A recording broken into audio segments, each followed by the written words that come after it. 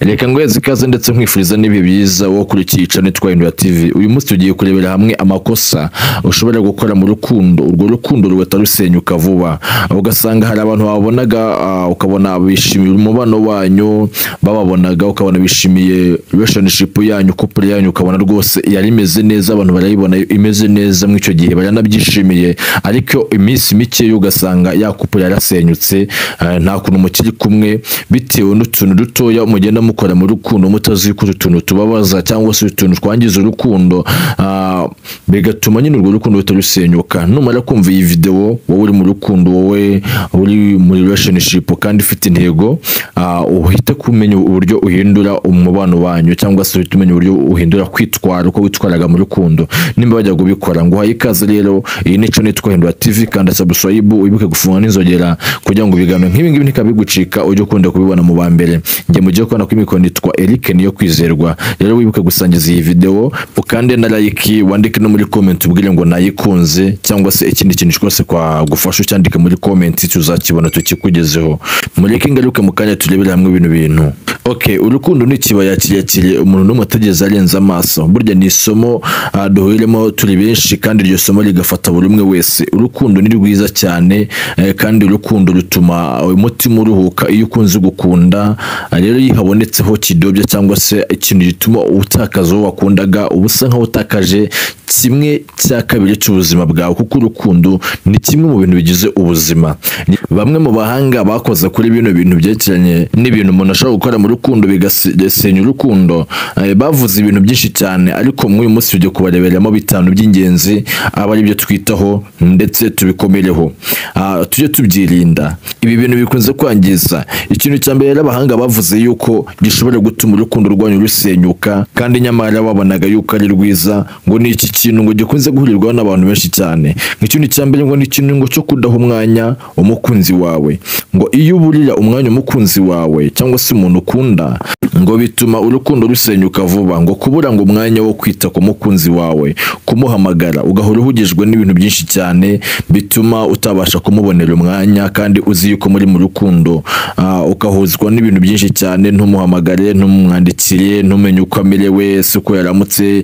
Ngibintu nk'ibyo ngibyo nubwo abantu bakunze kubyita ngo yaba ngari kwimenyereza ngo umuntu, ngo cyangwa se ngo bakabyita ngo ahubwo ni kukurinda urukundo. Burya ngo ibi bintu birarusenyura cyane inshuti yanjye.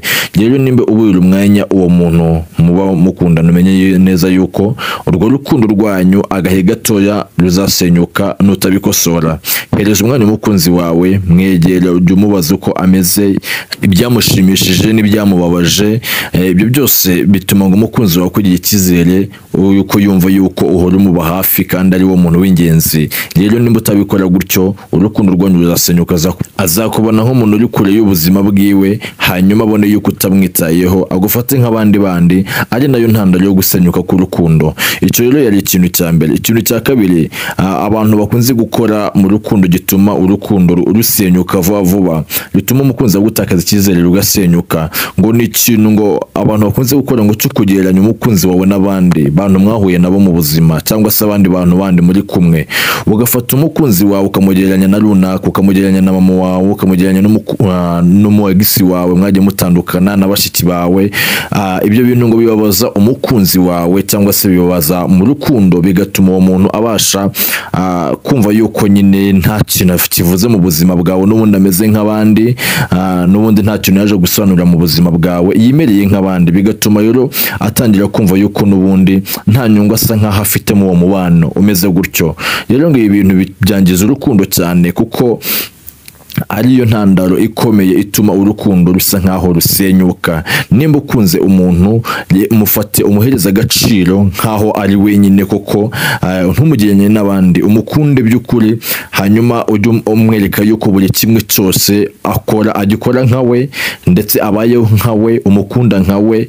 Ntumugereranye n'abandi bayegisi, ntumugereranye n'abandi bantu bagukikije hafi na hafi, kuko ibi bintu bituma umukunzi agutakaza icyizere, kandi urukundo rwanyu rugasenyuka vuba cyane.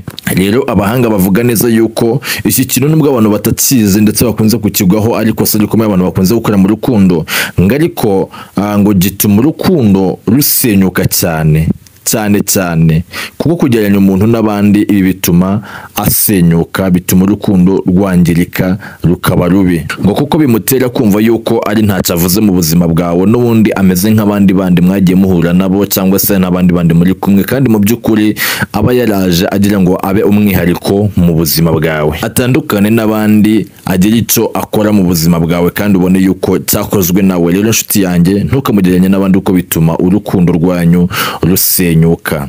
Ikindi kintu yo cya gatatu gishobora nko kwangiza umubano w'ababanye neza, urukundo rwanyu, ngo ni ukwirengagiza ibyiyumvo by'uwo mukundana. Mbega nyine kwirengagiza uko yiyumva, ibyo ashaka, ibyo atekereza, ukabyirengagiza. Urugero akakubwira ati ngewe ntekereza iki ngiki, ndifuza kungira inama, warangiza ukasa nkaho ugica ku ruhande, ukajya urenzaho ukabyihorera. Akakubwira ati nge ariko niyumva gutya, warangiza ukajya usa nkaho nabyo ubirenzaho ukabyihorera. Ibintu byo kwirengagiza ibitekerezo byiwe kandi agukeneye nk'umuntu umufasha cyangwa se nk'umuntu umujyanama, ibintu byo kwirengagiza uko yiyumva muri we, akabigusangiza nk'umuntu kugira ngo ugire icyo umwungura, wowe ukabyirengagiza. Ibi bintu ngo bishobora gutuma urukundo rwanyu rusenyuka mu minsi mikeya ndetse cyane. Rero inshuti yanjye, niba umukunzi waje akubwira ati ngewe ndimo ndatekereza gutya, ndimo ndashaka iki ngiki, ndimo ndumva yuko ibyacu twabigenza gutya na gutya, burya aba akeneye yuko nawe wumva mayindi ziwe, izo mayindi ziwe ukaziha agaciro cyangwa se ukanamukosora aho biri ngombwa, ukamwereka ati bimeze gutya na gutya, inzira ni iyi ngiyi ukwiriye kunyuramo, ndumva twabigenza gutya. Bishimisha umukunzi iyo umubwiye gutya, ariko iyo utabikoze ukajya ubica ku ruhande ukirengagiza kandi ubizi neza yuko agukeneye nk'umuntu muri kumwe mu rukundo, ibi bintu bituma urukundo ngo rusenyuka vuba cyane. Abahanga rero bavuga neza yuko ibi bintu bituma urukundo rusenyuka ku kigero kingana na 89%. Rero inshuti yanjye, nimbe wari usanzwe uteye gutya cyangwa se ubifata nk'ibintu byoroheje, nizere yuko uri kugenda usobanukirwa, nimbe ko kutifuza guhomba uwo muntu muri kumwe. Shyiraho ingamba zishasha z'uburyo ukwiye kugenzura urukundo rwawe, nimbe akugannye umenye ukuntu umufasha mu bitekerezo byiwe, ukamufasha gukura, ukamufasha kugera ku iterambere ry'ibitekerezo, uko afite ukamuheza ibitekerezo. Ibintu bizatuma urukundo rwanyu rukomera, rugashyika kure ndetse rutagira inkomyi n'imwe. Ariko nubyirengagiza, ndakurahiye inshuti yanjye, urwo rukundo ruzabasha gucika intege, ubushiduke rwagiye ruri muri gusezera. Ikindi kintu rero gishobora gutuma umubano wanyu, no gutuma tubigwamo tutabizi, gishobora gutuma umubano wanyu usenyuka vuba cyane, umukunzi akakikubonaho, bigatuma umubano wanyu usenyuka, cyangwa se bigatuma ucogora. Ni ikintu cyitwa ngo uburakari budacogora, ngo guhora urakaye utazi impamvu cyangwa se utavuga impamvu yakurakaje, ngo kunenga cyane, uzabwira umukunzi ati ibi bintu ukabinenga nyine, ntumwereke ikosanurire, cyangwa se ukaza warakaye ntumwereke ikosanurire, ngo nuko udashyira mu gaciro mu mibanire, kudashyira mu gaciro nabyo ngo bituma urukundo rwanyu rusenyuka. Kuza ngo urakaye utazi utamubwiye icyakurakaje ngo agufashe, ndetse no kuza unenga ibintu ati ibi ngibi reka, ndetse nabyo utamubwiye impamvu y'ukuntu ibintu bimeze, amenye uburyo nyine agutwara. Mbega nyine ukarakara nta mpamvu ihari, ukitwara ukundi kuntu mu rukundo nta mpamvu. Ngo ibintu bishobora gutuma umutima wiwe ucogora, ngo bishobora gutuma umutima ucogora, yarangiza akananirwa mu rukundo, nk'uko kunanirwa ejo n'ejo bundi ukumva ngo urukundo nari ndimo nge nduvuyemo, ntakubwira impamvu itumye nanaruvamo, aho ukumva aragusezera ugacogora. Rero inshuti yanjye, niba uri wa muntu ukunze kurakara, mwegere umubati ngewe nubwo rero uyu munsi narakaye, ariko ikintu cyandakaje ni iki ngiki, burya ngo umukunzi arabikunda ahubwo ngo agufasha, ngo kugira ngo mubiganireho murebe umuti w'icyo kibazo, aho kuza warakaye utari kumuvugisha, umushihura, umubwira buri kimwe cyose. Twabikoraga, ariko nyine umenye ukuntu uzajya uhora witwara mu rukundo n'umutifuza guhomba uwo muntu. Rero gushaka impamvu ngo zidafatika, umugerekaho impamvu, ibintu nk'ibyo ngibyo, abahanga batubwiye neza yuko ibi bintu bituma urukundo rusenyuka vuba nshuti yanjye. Rero nshuti yanjye, menya ukuntu ugomba kwitwara, nimba uri wa muntu uteye gutya mvuze, umenye ukuntu ugomba kwitwara, nimba ko kutifuza guhomba uwo muntu. muntu. Impamvu tugenda tubabwira zino nama cyangwa se tugenda tubashakira izi nama, turifuza yuko urukundo rwanyu ruzakura rukaba urukundo rushimisha bose, rukaba urukundo rushyika hahandi mwese mwifuza. Niyo mpamvu rero tugenda tubabwira ibi bintu kugira ngo mugende mujye mumenya uburyo mubyirinda. Utu dukosa ndukugenda mbabwira, abantu benshi bakunze kudukora mu rukundo cyangwa se bakunze kutugendera bakumva yuko ari utuntu turi simbo, nta kintu dutwaye, bakumva yuko nta kintu bitwaye, ari ibintu byibereye aho ngaho. Ariko nshuti yanjye, umenye neza yuko ibi bintu bifite icyo byangiza mu rukundo. Nimba wabikoraga nshuti yanjye, nyabuneka garukira aho ngaho, kuko ejo n'ejo bundi wazisama. Umugani wa munyarwanda aciye umugani ngo wazisama wasandaye, wazashiduka nyamara umuntu yaragusezeye kera utazi ngo bimeze gutya na gutya. Nimba bikoraga uri umukobwa bikosore, nimba bikoraga uri umusore bikosore nabyo nshuti yanjye. Twubaka urukundo ruzira ubuhemu, ruzira uburyarya, urukundo ruhamye kandi urukundo rumeze neza. Duhumeka urukundo kuko urukundo ni ubuzima. Ikindi kintu rero abahanga bavuga neza yuko gishobora gusenya urukundo vuba ndetse akanya nk'ako guhumbya kikarusenya pe mu minota mikeya. Iki kintu abantu benshi bakunze kugihura nacyo mu rukundo, cyangwa se gusa nkaho batagereza agaciro, bageze umwanya bagitekerezeho. Ariko iki kintu kitangira gake nyama kikazavamo ikintu kinini. Ni ikintu cyitwa kubura kwizerana. Kubura kwizerana mu rukundo, ukumva ntiwizeye mugenzi wawe, ukumva ntiwizeye uwo muntu mwe mukundana. Ibi bintu ngo bituma urukundo rusenyuka vuba. Ngo hajya habaho kenshi cyane ngo iyo abantu bakundanye ngo habaho ikintu cyo kubanza kuvuga ngo kamanze mwige, ngo numva uko atekereza, ndebe uko ameze. Yego, uruhande rumwe ndabyemera, ariko urundi ruhande ntabwo mbyemera. Uti gute?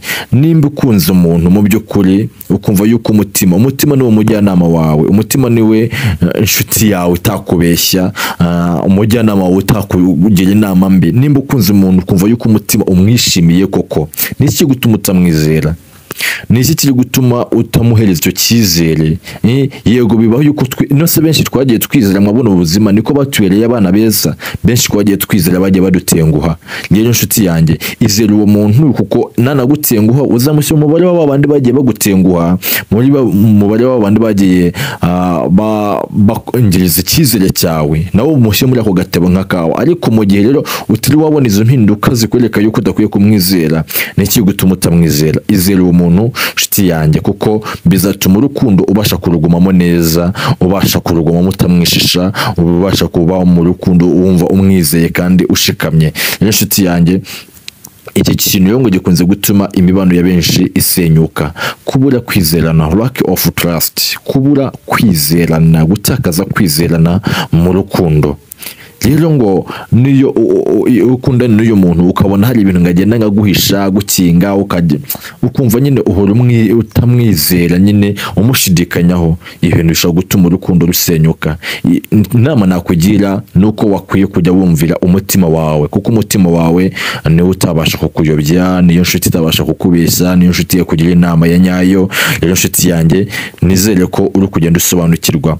Reka kubura kwizera, mwizere. Nagutenguha uzamenya neza yuko umushya muri babandi bajya bagutenguha mu buzima, kuko abo twagiye duheza umwanya muri twebwe siko bagiye batubera abana beza. Ikindi kintu rero gishobora kwangiza urukundo rwanyu rugahita rusenyuka vuba, umuntu akagenda utazi ikimujyanye, ngo ni igihe ngo ubura muri wowe gahunda y'ejo hazaza. Urugero, uri umusore cyangwa se uri umukobwa, ariko nta gahunda y'ubuzima bwawe bw'ahazaza ejo ufite. Uraho wibereye gutyo, nta kintu utekereza ko ejo hazaza. Ngo ibintu bituma burya ngo haba umukobwa cyangwa se ku musore, bituma ngo abasha kugushyiraho utubazo twinshi cyane, akavuta. Ariko uyu muntu udafite ejo hazaza, udafite icyerekezo kimeze gutya na gutya, umuntu atifuza gushyira ku iterambere, umuntu uhora mu gutya bimeze gutya na gutya, ese uyu muntu birakwiye yuko ngumana nawe? Ese ejo yazamahera iki? Ibi bintu ngo bituma rero ngo urukundo rusenyuka, kuko ngo yatakubonamo ejo hazaza heza, cyangwa se abona uri umuntu utabihangayikiye, udafite inyota yo kuzashyira ku iterambere nk'umuntu w'umusore, nk'umuntu w'umukobwa, uzifuza kuzaba umugabo, uzifuza kuzaba umugore. Ngo ibi bintu ngo ntubihereze ngo umwanya, ngo ukahora wibera aho wumva yuko nyine ukundanye gutyo gusa. Ngo ibintu bituma ngo urukundo rusenyuka. gusenyuka. Iyo nshuti yanjye, niba wifuza gukomeza urukundo, shyiraho icyerekezo cyawe cy'ubuzima bw'ejo hazaza. Ube umuntu wifuza ati ejo nzashyika aha n'aha, ube umuntu wifuza ati ejo nzakora iki n'iki, nzabamo umuntu uyu n'uyu. Bituma umukunzi wawe akugirira icyizere, bigatuma arambana nawe igihe cyose, uko abakubona mu ejo hazaza. Nibyo bintu nabateguriye, nizeye ko mwanyuzwe kandi mwasobanukiwe. Imana ibahe umugisha. Nitwa Eric Niyokwizerwa, ukande subscribe ufungwe n'inzogera na like.